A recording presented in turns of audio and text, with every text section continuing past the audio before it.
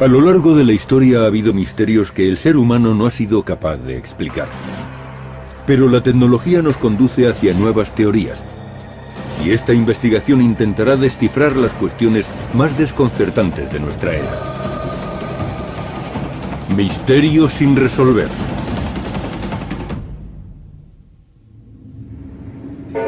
...31 de agosto de 1888... ...3 de la madrugada... Londres, distrito de Whitechapel.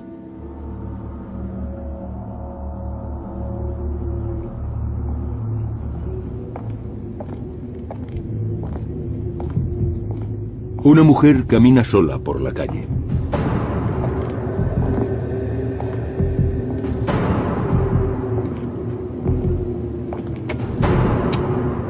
Una misteriosa figura se aproxima.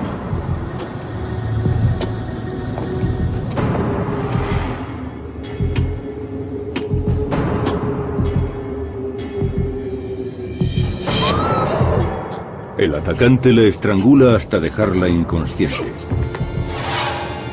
A continuación, saca un cuchillo de 30 centímetros.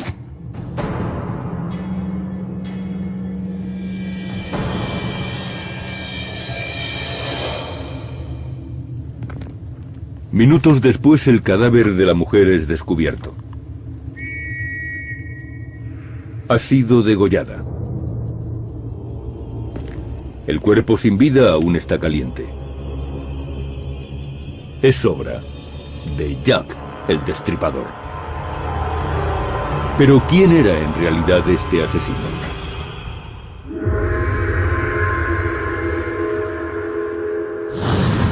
Jack el Destripador.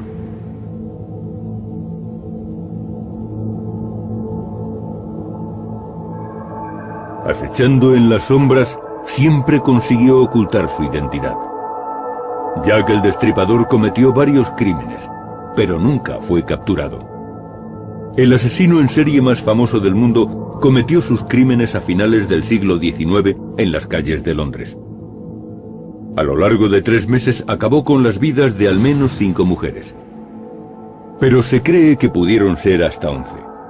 Después, el asesino se llevaba los órganos internos como trofeos. La policía buscaba a una persona con conocimientos de anatomía y de prácticas quirúrgicas. Aquel asesino había sido capaz de extraer los órganos limpiamente en la oscuridad.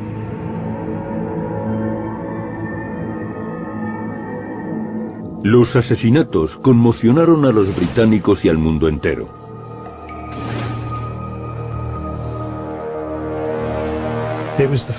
Fue el primer asesino en serie conocido internacionalmente. Su nombre, Jack el Destripador, le hizo muy popular.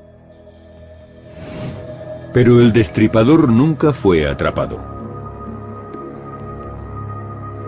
El asesino sencillamente desapareció.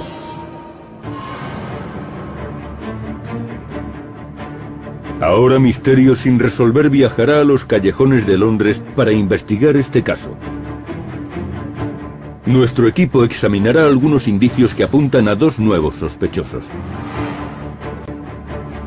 En primer lugar, el médico norteamericano Francis Tumblety. Y la segunda alternativa es aún más sorprendente.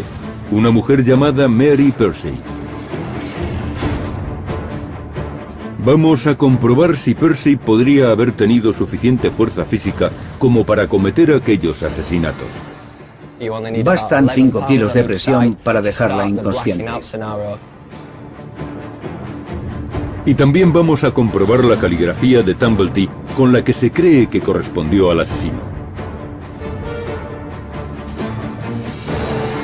Comprobaremos las posibles trayectorias que el Destripador siguió para huir. Definiremos un perfil psicológico del asesino y compararemos las pruebas relativas a cada sospechoso con dicho perfil.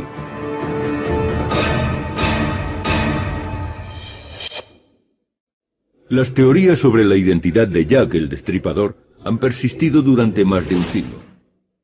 Se barajaron varios nombres, desde Lewis Carroll, el autor de Alicia en el País de las Maravillas, hasta el famoso pintor impresionista Walter Sickert. Más extraño aún fue el rumor de que la familia real estaba implicada. Se sabía que el príncipe Alberto Víctor, nieto de la reina Victoria, frecuentaba los barrios bajos en los que se cometieron los crímenes. Según un rumor, Alberto había tenido un hijo con una joven de la zona, y la reina ordenó que toda mujer que supiese algo de aquel niño fuese silenciada. Pero la teoría más insólita es que Jack el Destripador ni siquiera era un hombre. Ha habido teorías, incluso en la época de los crímenes, que no hablan de Jack, sino de Jill, la destripadora. Sí, son conjeturas, pero la policía nunca pensó que fuese una mujer. Sin embargo, en 2006, un científico australiano, experto en ADN, analizó la saliva de una carta. Supuestamente fue enviada por Jack el Destripador, pero algo parecía indicar que la persona que había cerrado la carta era una mujer. El equipo sigue el rastro de los indicios aportados por esta prueba. Brent Hervey está decidido a desenmascarar al destripador. Es uno de los mejores psicólogos criminalistas del mundo. Sus métodos son utilizados para entrenar a los agentes del FBI. Stuart Evan ha dedicado su vida a descubrir la identidad de Jack el Destripador. Este antiguo oficial de policía británico es experto en este caso. La nueva sospechosa, Mary Percy, fue condenada y ejecutada en 1890 por el asesinato de la esposa y el bebé de su amante. El asesinato de la mujer fue especialmente brutal. Percy le hizo un corte muy profundo en la garganta, casi le cortó la cabeza. Durante el juicio, Percy escribía cartas a su familia en las que se traslucían sus problemas psíquicos. Tenemos informes sobre el proceso de la señora Percy, y gracias a las cartas que escribió contamos con información privilegiada.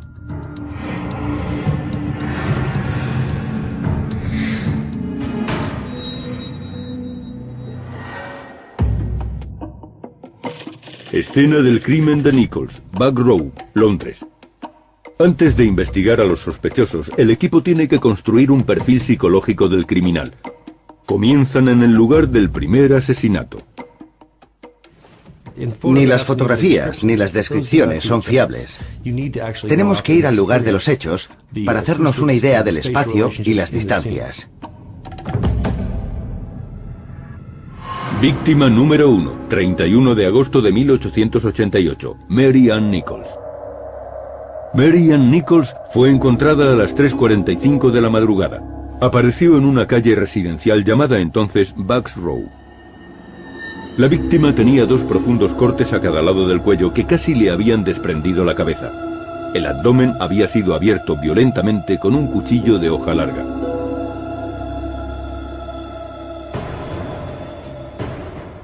En la acera donde yacía el cuerpo de Mary Ann Nichols había una fila de casas victorianas, todas iguales. En el lado opuesto estaba Essex Wharf. Era una calle apartada y oscura. Apenas había tráfico a esas horas de la madrugada. El lugar perfecto para cometer un crimen o un asesinato.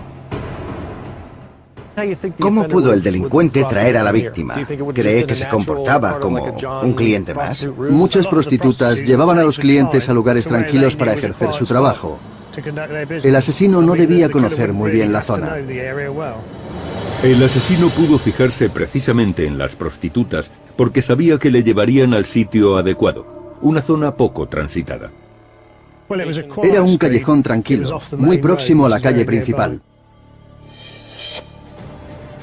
El perfil del asesino empieza a formarse. Mostraba odio y resentimiento hacia las mujeres.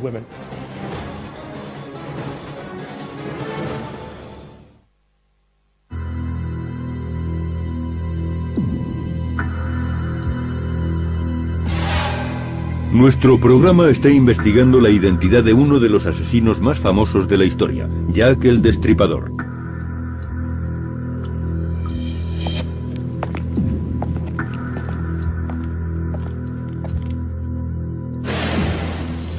Los crímenes tuvieron lugar en Londres en el distrito de Whitechapel. Era un barrio superpoblado y muy pobre. Muchas de estas personas vivían en el límite de la pobreza o por debajo del nivel de subsistencia. Por eso algunas mujeres se dedicaban a la prostitución para ganar dinero.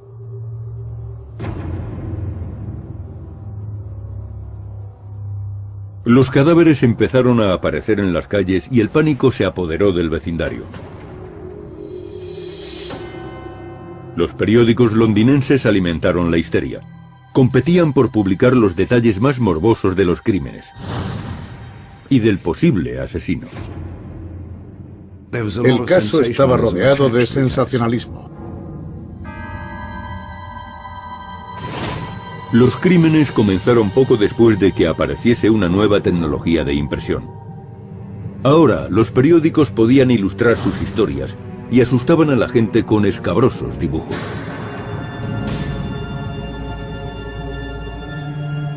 La imagen de Jack el Destripador fue explotada por los medios.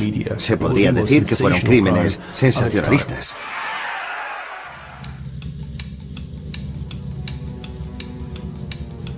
Poco después de los crímenes empezaron a aparecer en los periódicos cartas atribuidas al asesino. Muchas de ellas eran invenciones de periodistas sin escrúpulos, pero en una, el autor de la carta se llamaba a sí mismo Jack el Destripador, y el nombre quedó acuñado. Una vez que tuvieron un nombre, los periódicos ya podían imaginar una personalidad para el asesino, y explotaron esa posibilidad. Una carta con fecha de 15 de octubre se dio por auténtica.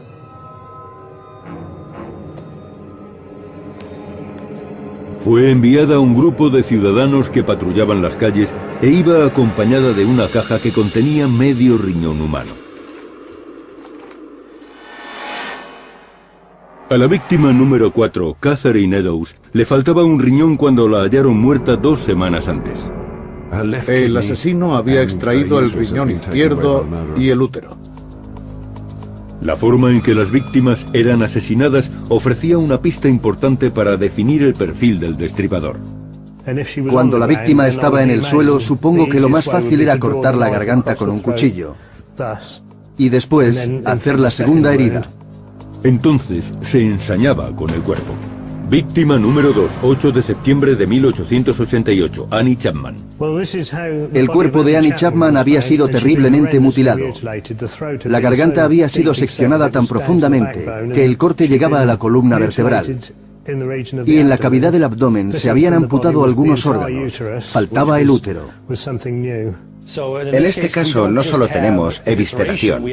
El asesino también se llevó algunos órganos. Es característico el ataque directo a la sexualidad de la mujer.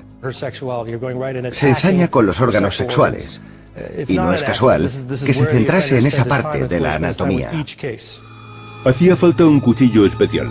Donald Rambelow, que ha documentado la historia del destripador, encontró la que pudo ser el arma del crimen. Según el informe forense, el cuchillo utilizado en algunas víctimas, como Chapman y Eddowes, tenía una hoja larga y recta y una punta muy afilada. Ese cuchillo podría cortar el cuello hasta las vértebras. En los dos casos, la cabeza está casi separada del cuerpo, así que no pudo utilizar algo como una navaja. Era un cuchillo apto para amputar. Amputaciones. Cortaba los tejidos con rapidez. Después hacía el resto del trabajo y se marchaba. La utilización de un cuchillo de cirujano podía dar pistas para identificar al asesino. Una creencia que se extendió en 1888 y que todavía perdura es que el asesino tenía conocimientos médicos. Para realizar aquellas mutilaciones eran necesarias unas nociones básicas de anatomía. Y casualmente, el sospechoso Francis Tumblety parecía tener los conocimientos médicos necesarios. En alguna ocasión mostró sus diplomas, pero probablemente eran falsos. Trabajaba como médico naturista, una especie de curandero. Tumblety nunca fue señalado como sospechoso, pero una oscura carta, hallada en las oficinas de Scotland Yard, lo relaciona con los asesinatos de Whitechapel.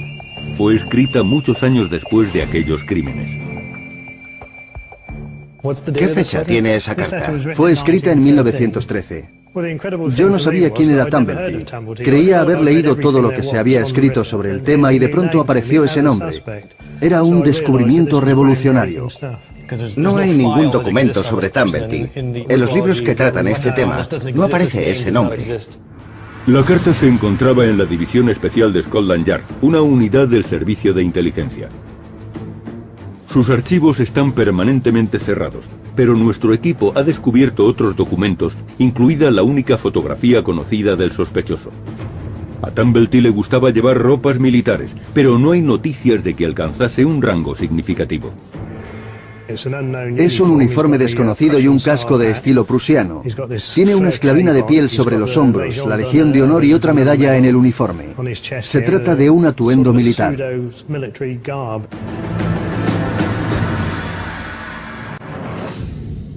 Tumblety parece haber sido siempre un experto timador. Creció en Rochester, Nueva York, y ya desde muy joven empezó a hacerse pasar por médico. Se hizo famoso vendiendo falsos medicamentos y remedios de hierbas en Estados Unidos y Canadá. Pero cuando surgían los problemas, sencillamente se iba a otro lugar. Hay pruebas de que viajó a Inglaterra en junio de 1888 y de que en la época en que se cometieron los crímenes estaba en Londres. Y según el equipo de investigación, posiblemente vivía en este edificio llamado antiguamente Batty Street Inn. Batty Street es una calle que sale de Berners Street. Y Berners Street es el lugar donde fue encontrada la víctima número 3, Elizabeth Stride, la noche en que el destripador mató a 2 mujeres, el famoso doble crimen. En el número 22 de Batty Street había un huésped norteamericano que desapareció justo después del doble crimen. Se le conocía como el huésped de Batty Street.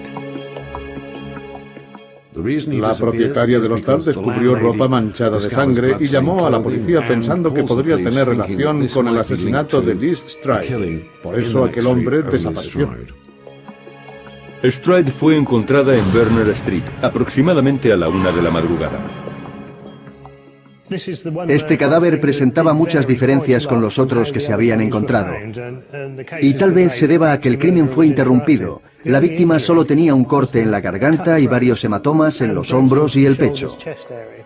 No hallamos el comportamiento habitual del destripador, las muestras de odio hacia las mujeres, la mutilación de los órganos sexuales y el deseo de humillar a la víctima. Hay algunas diferencias y debemos tenerlas en cuenta. Menos de una hora más tarde, a la 1:45 de la madrugada, se descubría el cuerpo de Catherine Eddowes en Madrid Square. También fue mutilado. Víctima número 4, 30 de septiembre de 1888, Catherine Eddowes. Solo 15 minutos más tarde, a las 2 de la madrugada, el huésped de Batty Street fue visto en el hostal. Huyó hacia el este. Se encontró un trozo de delantal de Eddowes manchado de sangre en un portal de Goulston Street. Y eso encaja. Si el asesino fue huésped de Batty Street, pasó por esa zona para llegar al hostal. Entonces, ¿cómo es de grande la zona? ¿Y cuál es la distancia entre los escenarios del doble asesinato? Están muy cerca. La zona cubre unos 2 kilómetros cuadrados. Pero algunos dudan de que el asesino pudiera cometer los 2 crímenes y estar de vuelta en el hostal a las 2 de la mañana. Vamos a hacer el recorrido. Así calcularemos la distancia y el tiempo que se tarda. Partiendo de Mitre Square, el lugar del asesinato de Eddowes, los investigadores caminan en dirección este, hacia Berners Street, donde fue asesinada Stride. Aquí se encontró el delantal. ¿Y ese edificio estaba aquí entonces? Sí, ese es el edificio que había aquí entonces. En esa fachada está el portal donde el destripador dejó el trozo de delantal ensangrentado. Es el mismo edificio y el portal de entonces.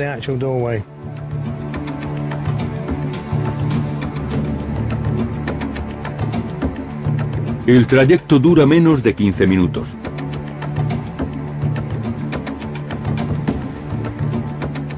Incluso con el tráfico actual, el sospechoso podría haber abandonado el lugar del segundo asesinato y haber llegado a Batty Street a las 2 de la madrugada. El número 22 de Batty Street estaba al otro lado de la calle y un pasaje conducía a Berners Street. Hay varios caminos para llegar aquí desde Mitre Square, pero sabemos que el asesino fue en dirección este. Vendría por las calles de atrás y acortó por aquí. Si Jack el Destripador era también el huésped de Batty Street, pudo haber cubierto la distancia entre Mitre Square y el hostal en esos 15 minutos. La identidad del huésped nunca fue desvelada, pero Evans ha encontrado otra pista. Repasé la información e intenté averiguar si existía alguna descripción del huésped de Batty Street. Según un informe de prensa posterior al incidente, un hombre que se alojaba en Batty Street había sido arrestado y ese hombre era norteamericano. Y la razón del arresto puede proporcionar una pista importante para definir el carácter de este sospechoso. En realidad le acusaron de ultraje a la moral pública.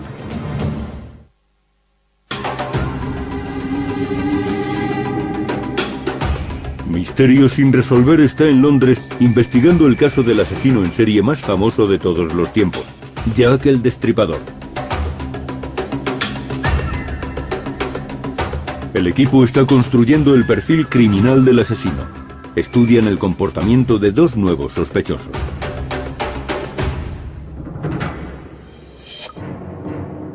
El médico norteamericano Francis Tumblety fue arrestado el 7 de noviembre de 1888 por la policía de Londres.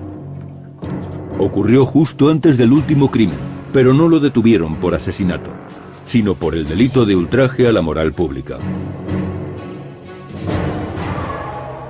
Lo que más llama la atención es que Tumblety mantenía relaciones homosexuales o bisexuales. De hecho, fue arrestado por cometer actos lascivos con 4 chicos diferentes.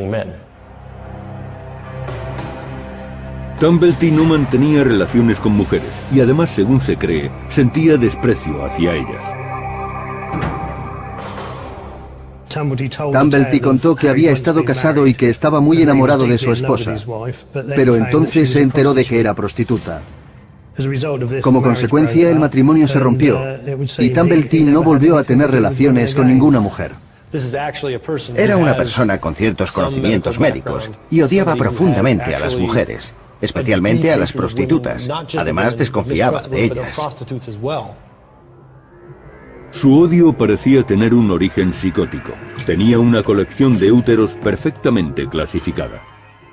El carácter psicopático de Tumblety se reflejaba, en cierto modo, en su colección de úteros femeninos, y los tenía catalogados por clases sociales. Realizaba las mismas prácticas que el destripador, es decir, la extracción de órganos e incluso la conservación de algunos. Tumblety fue arrestado por segunda vez inmediatamente después del último asesinato. Los cargos eran los mismos, pero hay nuevos datos respecto a este arresto. Se trata de una entrevista a Tumblety que fue olvidada durante largo tiempo.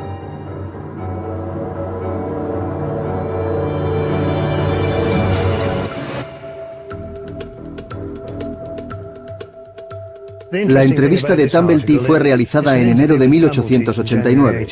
Admite que estuvo en Whitechapel y que fue arrestado como sospechoso de ser el destripador. Por tanto, estuvo en la zona de los crímenes cuando estos se cometieron. Por supuesto, no admite ser el asesino, pero sí que lo detuvieron como sospechoso. Exacto. La policía tampoco pudo conseguir ninguna prueba concluyente para detenerlo. Intentaban evitar que se escapase y finalmente le acusaron de ultraje a la moral pública. Pero aquello quedó oculto en los archivos policiales durante más de un siglo. Por supuesto, nada de esto demuestra que Tumblety fuese el destripador, pero son indicios que apoyan esa teoría y confirman nuestra idea de que fue considerado sospechoso de los crímenes. Tumblety quedó en libertad bajo fianza el 16 de noviembre y salió de Londres inmediatamente. Regresó a Estados Unidos con un nombre falso, Frank Townsend. Se cambió de nombre y cogió un barco. Eso indica que trataba de huir, que intentaba ocultarse y que no quería ser descubierto. Pretendía pasar desapercibido.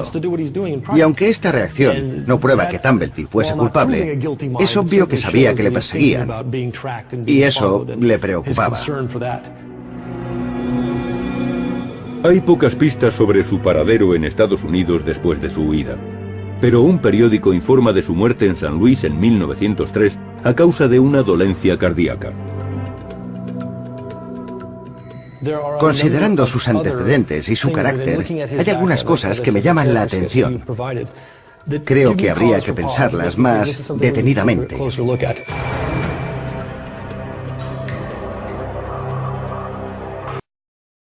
policía de entonces nunca consideró que el asesino pudiera ser una mujer.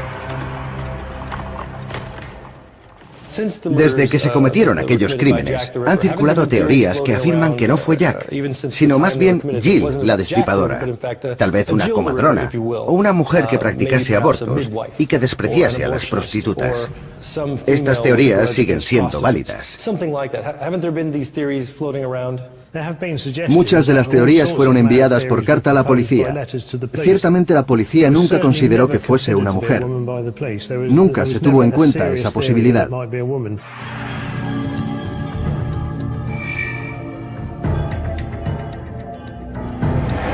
Pero eso cambió en 2006 cuando una prueba de ADN en el engomado de una de las cartas del destripador sugería que había sido escrita por una mujer. Brent Harvey investiga primero si una mujer podría tener la fuerza suficiente para llevar a cabo unos asesinatos tan violentos.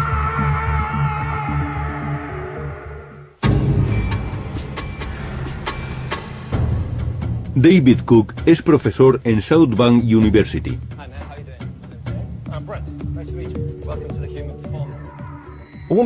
¿Cree que una mujer como Mary Percy podría derribar y matar a las víctimas de este caso? No se necesita mucha fuerza. No, en realidad,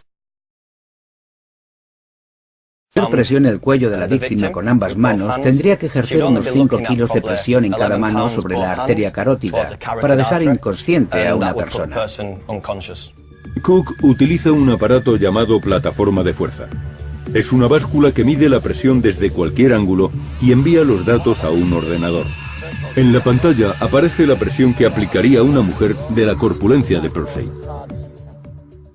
Esta no es la posición más estable, pero si apoyase todo su peso sobre el pecho de la víctima y después aplicase la fuerza en una postura más estable, podría ejercer mucha presión y correría menos riesgo de que le diesen patadas. La presión ejercida sobre la garganta de la víctima es medida y calculada por un ordenador. Los investigadores pueden visualizar los cálculos. La presión aplicada por nuestra sospechosa ha sido recogida por la plataforma de fuerza y aparece en la pantalla. La fuerza puede descomponerse en 3 dimensiones. La línea verde es la media lateral, es la fuerza de lado a lado. Hay unas pequeñas sacudidas de las manos. La línea roja muestra la fuerza realizada hacia atrás y hay poco movimiento.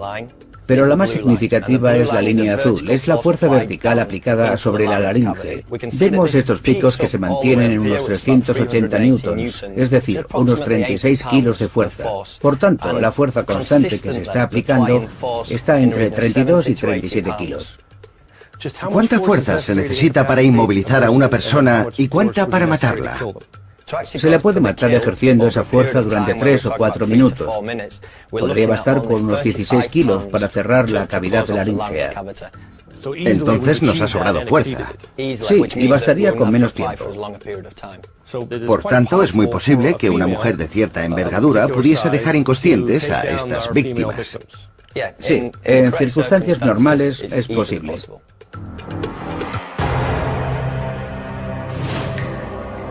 El doble asesinato por el que se condenó a Mary Percy tiene algunas similitudes con los crímenes del destripador.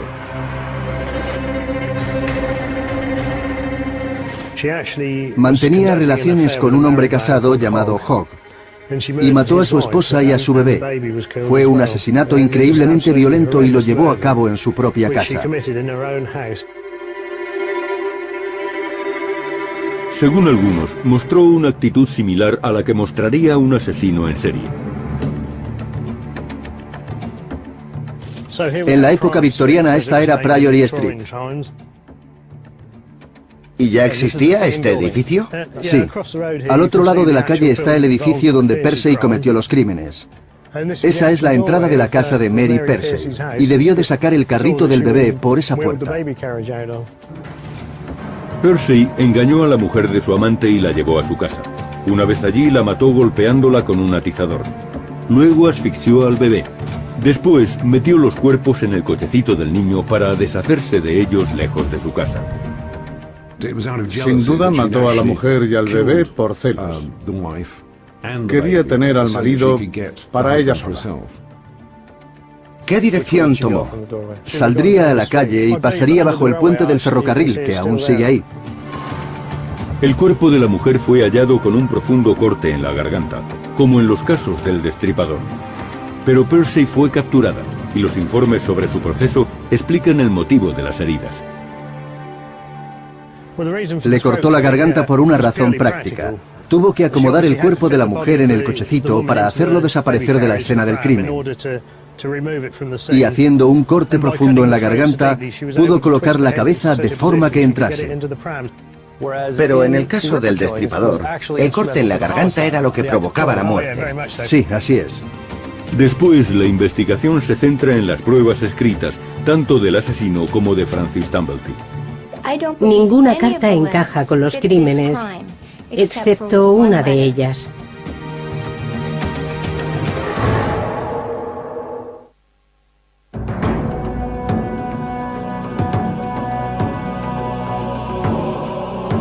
Misterio sin resolver está en Londres para investigar la verdadera identidad de un célebre asesino, conocido como Jack el Destripador.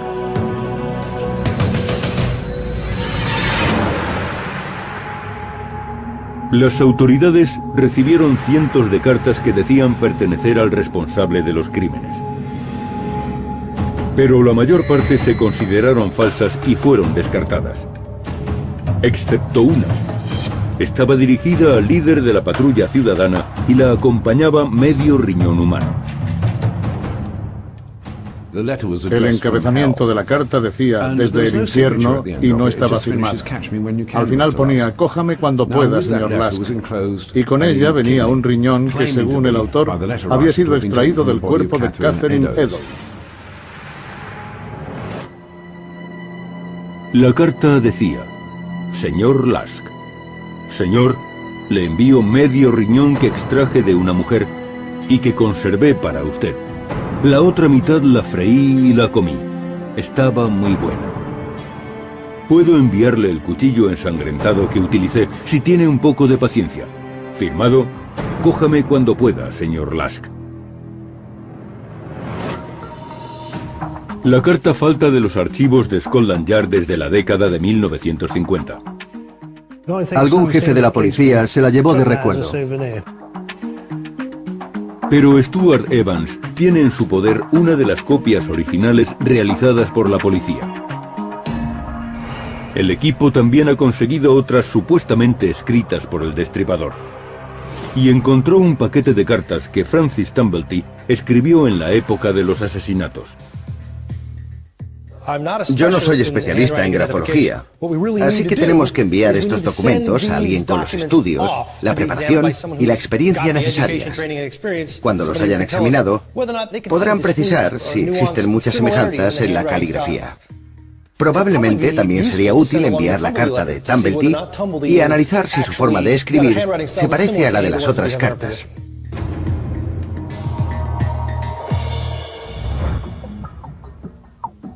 Michelle Dresbold es forense, experta en grafología. Ha trabajado en numerosos casos estudiando tipos de escritura y perfiles de personalidad. Dresbold analizó varias cartas que supuestamente procedían del destripador para determinar cuáles eran auténticas.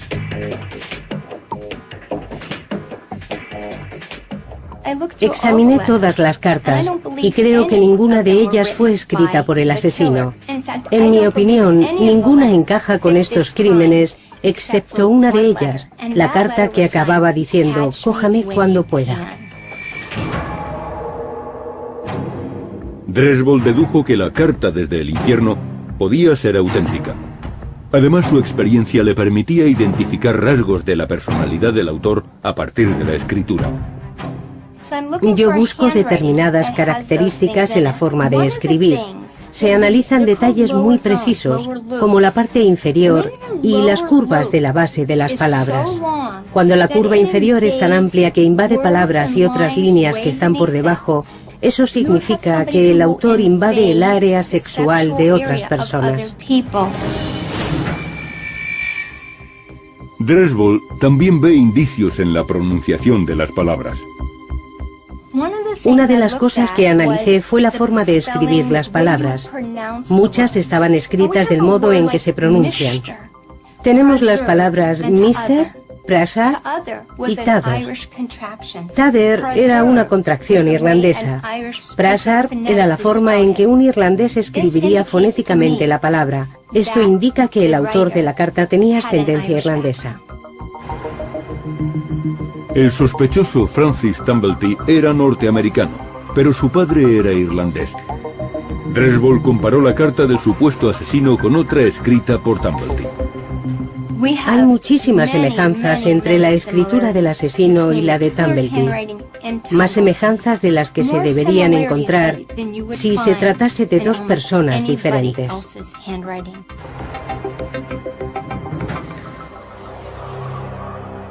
Una cosa que los dos personajes tienen en común son las extrañas conexiones de las palabras. En la carta desde el infierno, el asesino une la I con la palabra siguiente de un modo extraño y nada habitual. Tumblety une muchas palabras con la palabra siguiente, igual que ocurre con esta I. Se trata de conexiones muy poco comunes. Además, esa forma de trazar la I aparece en muchas frases diferentes y se unen con la palabra siguiente, tal y como vemos en la carta desde el infierno. Veamos esta Y. El asesino la escribe de este modo tan curioso que no solo invade la parte superior de la línea inferior, sino que cruza por la mitad de algunas palabras y continúa hacia abajo. Es una característica muy evidente. La letra resulta demasiado grande. Ahora miren las Y de Tumblety. También son muy grandes, no solo tocan la parte superior de las letras y la línea que hay debajo, invaden las palabras y llegan mucho más abajo. Después de examinar muchos de los escritos de Francis Tumblety, creo más que nunca que él es el autor de la carta desde el infierno.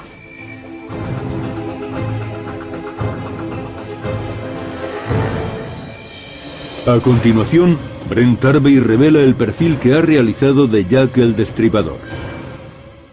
He revisado todas las pruebas y el material disponible en Whitechapel, donde tuvieron lugar los crímenes.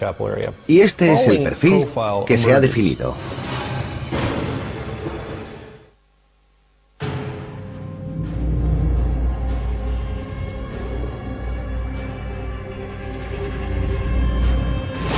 Nuestro programa investiga a dos sospechosos. Intentamos desvelar finalmente la identidad del más célebre asesino, Jack el Destripador. Este experto en creación de perfiles criminales cree que puede determinar quién fue el verdadero asesino. Utiliza técnicas forenses modernas. Este fisiólogo cree que una mujer pudo cometer los asesinatos.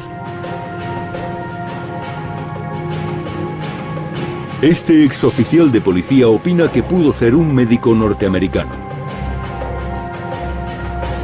Y esta experta en grafología piensa que el autor de la carta desde el infierno era el asesino. Brent Harvey ha examinado los escenarios del crimen que aún existen y ha revisado las pruebas. Ahora han diseñado un perfil criminal del siglo XXI para un asesino del siglo XIX. He revisado todas las pruebas, testimonios y material disponible en la zona de Whitechapel, donde tuvieron lugar los crímenes. Y este es el perfil que hemos definido. Primero, está el hecho de que el conocimiento del lugar no parece realmente necesario. En segundo lugar, comprobamos que, aunque los conocimientos médicos son considerables, no hay destreza en los actos. Los cortes tienen desgarros, son largos y caóticos. Y la naturaleza de las heridas muestra mucha violencia. Todo esto denota ira, represalias y mucha rabia en estos crímenes. Otro detalle es el tipo específico de ira. Las heridas se encuentran en zonas concretas del cuerpo de la mujer, como pechos y genitales, y también extrajo el útero y la matriz. Es, sin ninguna duda, un ataque a la feminidad. Se trata de una prueba de misoginia. Esta persona odiaba a las mujeres y odiaba la feminidad. También resulta obvio que el criminal actuaba deliberadamente. Era hábil y rápido, y mostraba mucha frialdad. Son las características que definen a un psicópata. Ahora, Tarvey puede comparar este perfil criminal con las informaciones disponibles sobre los dos sospechosos. En primer lugar, Mary Percy, procesada por matar a la esposa y al hijo de su amante.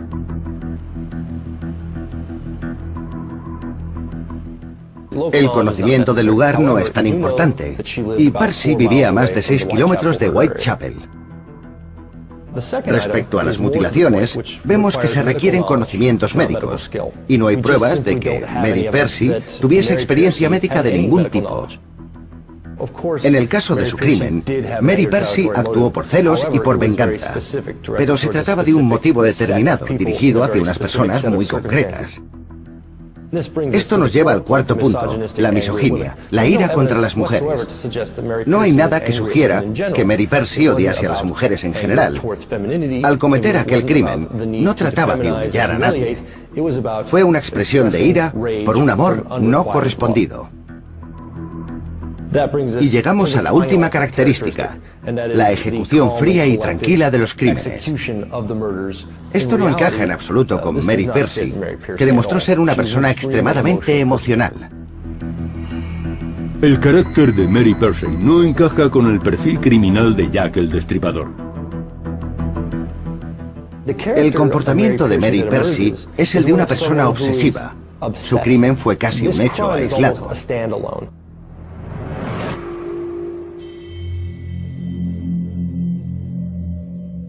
Tarvey se ocupa ahora de Francis Tumblety.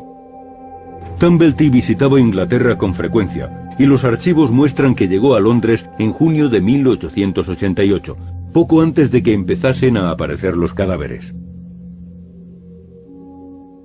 El asesino solicitaba los servicios de las prostitutas en la calle principal, y ellas le llevarían a una zona más tranquila. Por eso, el conocimiento del lugar no es primordial. Tumblety se consideraba médico y había conseguido algunos certificados falsos por si necesitaba mostrar sus credenciales. Pero todos los conocimientos que tenía los había adquirido por sí mismo. El destripador sabía dónde estaban las vísceras y sabía lo que quería hacer. Eso encaja muy bien con el perfil de Tumblety.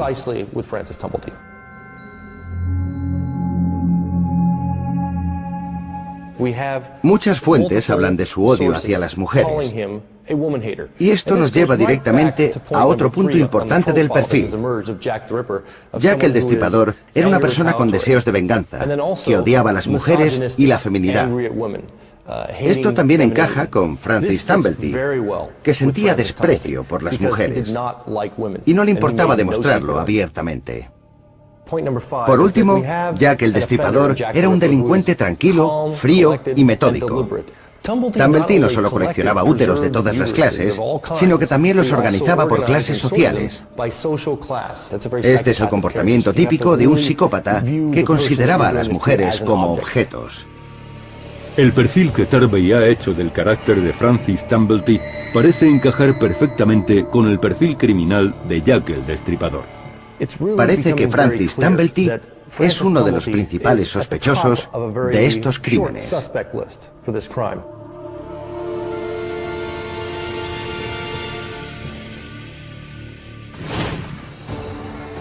Esta investigación nos ha llevado a conocer más de cerca al principal sospechoso de este caso, el doctor Francis Tumblety. Si se realizaran más estudios y se hallaran más pruebas, se podría confirmar de una vez por todas la identidad del asesino más famoso de la historia. Son pruebas circunstanciales, pero partimos de una teoría que se ha hecho más sólida con cada nuevo descubrimiento. Nada es definitivo, nada demuestra que Dumblety sea Jack el Destripador, pero tampoco hay nada que demuestre que no lo sea.